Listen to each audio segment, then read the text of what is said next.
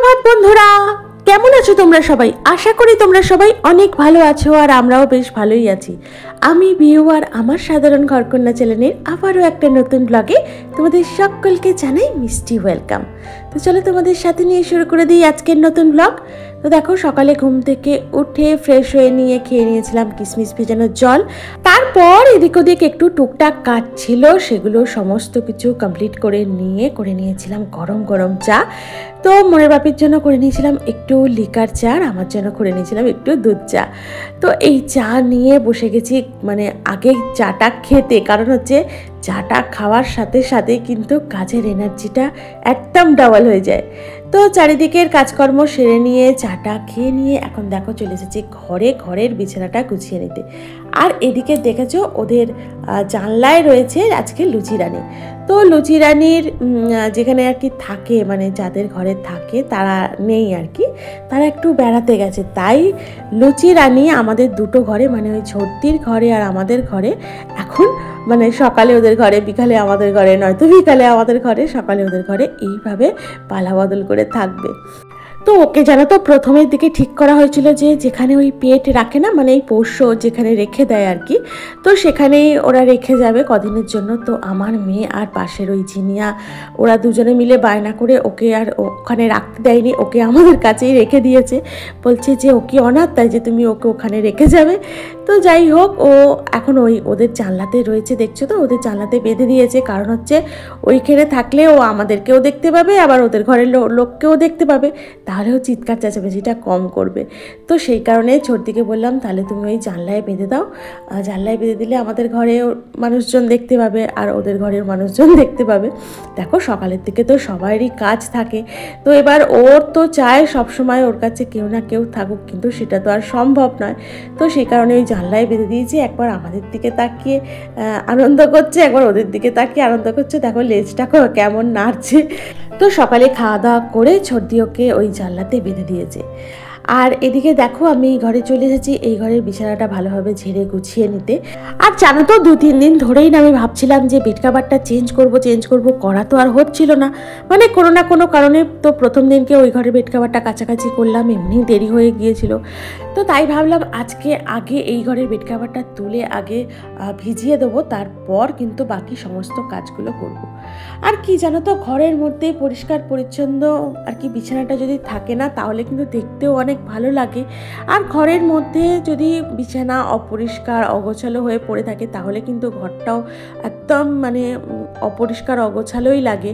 কারণ ঘরের মধ্যে আমাদের বিছানাটা হচ্ছে অনেক বড় একটা ভূমিকা পালন করে, মানে গুছিয়ে গাছিয়ে পরিষ্কার করে রাখে।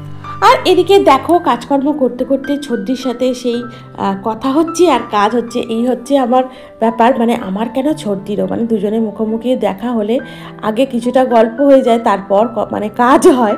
তো কি জানো তো, গল্পটা যখন করি বা কথা যখন বলি তখন তো বলতেই হয়। দেখো পাশাপাশি মানুষ যদি মুখের সামনে এসে দাঁড়ায়, সে যদি কিছু কথা বলে, তখন তো ওই কাজ দেখালে হবে না যে আমার এই কাজ আছে ওই কাজ আছে। তো ওই আর কি কাজ করতে করতে একটু আর কি মানে দেখা হলে একটু কথা বলা, এই তো আর কি। না ছোটদি আমার ঘরে আসছে, না আমি ছোটদির ঘরে বারবারে মানে জন্য যাচ্ছি। তো মানুষের সাথে মানুষের যখন দেখা হয়, তখন যদি একটু হালকা আমরা হাসি, একটু যদি অল্প বিস্তর কথা বলি, তো কম বেশি আমরা এখন সবাই ব্যস্ত আমাদের রোজকার জীবনে। তো দাঁড়িয়ে দুটো কথা নাই বা বলা হলো, তাকে দেখে যদি একটুখানি সুন্দর করে হাসাও হয়, তাহলে কিন্তু মানে এই যে একটা সুন্দর ব্যবহার আমরা যদি একটা মানুষের প্রতি করি, এর জন্য তো কোনো কিছু টাকা পয়সা খরচ করতে হয় না। তো এই সুন্দর ব্যবহারটা যদি আমরা তার সাথে করি, তাহলে কিন্তু পরবর্তীতে আমরাও একটা সুন্দর ব্যবহার পেতেও পারি। তো দেখো এদিকে তোমাদের সাথে গল্প করতে করতে ঘরদোরগুলোও ঝাড় দিয়ে নিচ্ছি। এদিকে ঘরের বিছানাটা গোছানোও কমপ্লিট হয়ে গেছিলো। দেখলে তো পুরো খাটটা ভালোভাবে মানে আর কি মুছে নিয়েছিলাম, মুছে টুছে নিয়ে বেড কাভারটা চেঞ্জ করে নিয়ে সুন্দর করে টান করে বেড কাভারটা পেতেছি। ওই যে বললাম মানে ঘরের বিছানাটা যদি তুমি সুন্দর করে পরিপাটি করে গুছিয়ে রাখো, তাহলে কিন্তু ঘরটা অনেকটা পরিষ্কার পরিচ্ছন্ন লাগে, মানে দেখায় আর কি। তো তো এই ঘরের মধ্যে কিন্তু আমাদের বিছানাটা অনেকটা ভূমিকা পালন করে, যেটা বললাম আগে। আর এদিকে মেয়েও পড়ে বাড়ি ফিরে চলে এসেছে, আর দেখলেই তো এসেই বিছানার মধ্যেখানে একদম ব্যাগটা খুলে রেখেছে। তো এই কারণেই ও আমার কাছ থেকে বকুনি খায়, কারণ হচ্ছে বিছানাটা যখন আমি, বিছানা বলো ঘর বলো, যখনই আমি সুন্দর করে ভালো করে পরিষ্কার করে রেখে দেবো, কিন্তু তখনই এসে একটু নয় নাড়াঘাটা করবেই, মানে সেখানটা ঘেটে দেবে, নয় বইয়ের ব্যাগটা নিয়ে এসে দম করে সেখানে রেখে দেবে। তো সেই কারণে ওকে আমি একটুখানি বকাও দিলাম যে বইয়ের ব্যাগটা কি বিছানার মাঝখানে রাখার জায়গা, তো জায়গা করে দেওয়া আছে, তুই সেখানে রাখ গিয়ে ভালো করে গুছিয়ে। তো বলতে আবার দেখছি ব্যাগটা তুলে নিয়ে গিয়ে ওখানে রেখে দিয়েছে। তো মাঝে মধ্যে এই হয় জানো তো, যতই ভালো করে গুছিয়ে রাখি না কেন, কিন্তু আমার মেয়ে এসে আবার তাকে ঘেঁটে দেবে, আবার আমি সেটা পরবর্তী সময়ে যখন একটু দেখবো হাতটা ফাঁকা আছে, তখন আবার জায়গার জিনিস জায়গা রাখবো, মানে সারাদিন আর কি এই চলতে থাকে। কি বলতো, পরিপাটি থাকা আর পরিপাটি রাখা দুটোই কিন্তু আমার নেশা। তাই এই যে ঘর বাড়ি পরিপাটি রাখতে না সব সময় সারাদিন কিন্তু আমাকে এইভাবে পরিশ্রম করে যেতে হয়। আর এদিকে দেখো সকাল থেকে ঘুম থেকে উঠে সমস্ত বাসি কাজ কমপ্লিট করে নিয়েছি, ঘরদোর মোছাটাও কমপ্লিট হয়ে গেছে, সমস্ত দিকের কোনো দিকের কিন্তু বাসি কাজ কিন্তু আমার আর বাকি নেই। আর এখন চলে এসেছি টিফিনটা করে নিতে, মানে জলখাবারের তোড়জোড় করে নিতে। দেখো এদিকে করে নিচ্ছি একটু আলুর তরকারি। আর জানো তো আজকের আলুর তরকারিটা একটু স্পেশাল, কি জানো তো, সেই মিষ্টির দোকানে খোলা শুদ্ধ আলু তরকারি করে না, তো সেই আলুর তরকারি করছি আজকে। গোটা আলুটাকে নিয়ে বেশ ভালো করে কলে ধুয়ে নিয়েছিলাম, তারপর তাকে ছোটো ছোটো টুকরো করে কেটে ওই আলু চচ্চড়ি যেমন করে করে তেমন করেছি, আর দিয়ে নিয়েছিলাম একটু আর কি ভাজা মশলা। তো ভাজা মশলা দিয়ে আলুর তরকারি করলে না দারুণ লাগে খেতে, আর তার সাথে যদি থাকে গরম গরম লুচি বা কচুরি বা পরোটা। তো আজকে পরোটা করে নিচ্ছি, কারণ লুচি কচুরি করব না, একটু পরোটাই ভাবলাম করে নিই। তো এটাও কিন্তু মেয়ের বায়না, ওই যে পড়ে থেকে এসেও এক একদিন এক একটা বায়না করে, কিন্তু মানে রুটি খাবো কোনোদিনও এই বায়নাটা করে না, খালি মুখরোচক খাবার খেতে চায় জানো তো। তো আজকে ওই মশলা দিয়ে আলুর তরকারি করে নিয়েছিলাম, আর করে নিচ্ছি গরম গরম পরোটা। তো এই দেখো এই হচ্ছে আজকের আমাদের জলখাবার, গরম গরম পরোটার সাথে ছিল আলুর তরকারি। তো এটাকেই খাওয়া দাওয়া করে নিয়ে তারপর যে কটা বাসনপত্র থাকবে মেজে নিয়ে তারপর বাকি কাজ শুরু করব। আর এদিকে দেখো এটা কি, এটা হচ্ছে আমাদের লুচি রানী, আর চলে এসেছে জিনিয়া আর আমার মেয়ে, দুজনে মিলে হচ্ছে ওর ট্রিটমেন্ট আর কি। ওর একটা কি হয়েছে গায়ে, তো সেটারই জন্য ওরা দুজনে মিলে, দুজনেই আর কি বড় বড় ডাক্তার, তো তারা দুজনে মিলে আর কি ওর চিকিৎসা চালাচ্ছে। তো এত নেশা আমার মেয়ের কুকুরের, কি বলবো, মানে ওকে যদি সারা দিন, ওকে নয় ওই যে আরেকটি মেয়েটিকে দেখলে ওরও তাই সমানভাবে দুজনের এত কুকুরের নেশা। ওদের ওই কুকুর দিয়ে বসিয়ে রাখলে মনে হয় খিদে তৃষ্ণা সমস্ত কিছু চলে যাবে, ওরা ওই নিয়েই আর কি ব্যস্ত থাকবে সারাদিন। আর এদিকে ওরা ওকে নিয়ে ওই আর কি দেখছে কোথায় কি হয়েছে না হয়েছে, ওর একটুখানি ট্রিটমেন্ট করছে, তো ওরা করছে করুক। আর আমি চলে এসেছি এদিকে দুপুরের লাঞ্চে আর কি তোড়জোড় করে নিতে। তো দেখলেই প্রথমে করে নিয়েছিলাম আর কি নিমপাতা বেগুন ভাজা, তো তার আগে ভাত করে নিয়েছিলাম, তো ভাতটা করে নিয়ে সাইডে রেখে দিয়েছি, তারপর নিমপাতা বেগুন ভাজাটা করেছি, আর তারপর এখন করে নিচ্ছি একটু আলু পটলের তরকারি। তো এই প্রথম এই গরমের দিনের আলু পটলের তরকারি আমার ঘরে হচ্ছে। কি বলতো, আলু পটলের তরকারি খেতে খেতে আর কটা দিন পর কিন্তু মুখটা একদম পুরো একদম অন্যরকম হয়ে যাবে। ওই আলু পটল আর ঢেঁড়স আলু ঝিঙে এই সমস্তই হচ্ছে গরমের সবজি। শীতকালে যেমন অনেক রকমের সবজি আছে, তো গরমে জানো তো এই ঝিঙে পটল আর ঢেঁড়স খেতে খেতেই কিন্তু মুখটা পচে যাবে। তো যাই হোক করে নিচ্ছি একটু আলু পটলের তরকারি, আর পাশের গ্যাসে বসিয়ে দিয়েছিলাম একটু কাঁচকলা ভাতে, একটু হচ্ছে কুমড়ো ভাতে, মানে কুমড়ো সিদ্ধ আর কি, তো দিয়ে দিয়েছিলাম। কি বলো তো, আমি তো ভাতটা অন্যরকমভাবে করি, তো ওই কাঁচকলা বলো কুমড়ো বলো যাই, কুমড়োটা হয়তো গলে যাবে কিন্তু কাঁচকলাটা হয়তো মানে কি নরম হবে না, কারণ হচ্ছে আমি অন্যরকমভাবে ভাত করি, যেভাবে ভাত করলে না আমার খুব তাড়াতাড়ি ভাতটা হয়ে যায়, আর গ্যাসটাও অনেকটা কম খরচ হয়। তো সেই প্রসেসেই জানো তো আমি প্রতিদিন ভাত করি, তো তোমাদের সঙ্গে এই প্রসেসটা কিন্তু আমি আগে অনেকবার শেয়ার করেছি। তো যাই হোক দেখো এদিকে খুব একটা বেশি রান্নার দিকে যাইনি, মোটামুটি ওই হালকা ফুলকা রান্না করেই ছেড়ে দিয়েছি। আর এদিকে যেসব রান্নার আনুষঙ্গিক বাসনপত্রগুলো ছিল, যেমন কড়া, গ্যাসের ঝিকগুলো, তো এগুলো সমস্ত কিছু মেজে ধুয়ে পরিষ্কার করে নিয়ে একদম করে নিয়েছিলাম স্নানটা।